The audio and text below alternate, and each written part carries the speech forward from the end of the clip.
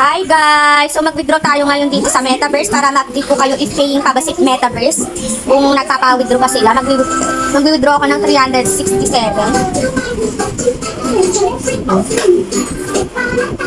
Withdraw. So yan guys, nag-withdraw ko ng 367. Ang darating lang sa aking Gcash is 352 kasi nga po meron po siyang withdrawal fee na 4%, no?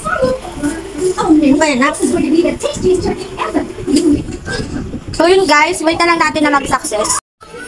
Hi guys! So ito na nga guys, nag-withdraw ko ng 956. Nag-success na agad. So ngayon 10:02, dumating na yung aking withdraw. You have received 352 of Gcash from. So paying na paying talaga to sa Metaverse guys. So yun guys, sobrang paying pa rin talaga. And feeling ko magtatagal pa to ng halos 3 to 4 months, no?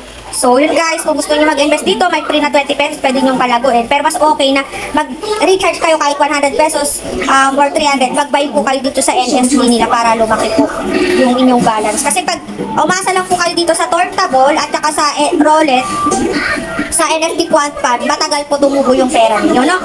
So yun guys, Luxury Car, TNP, Metaverse, Jump Money, Philippines, paying po lahat yan. Yung application ko na yan.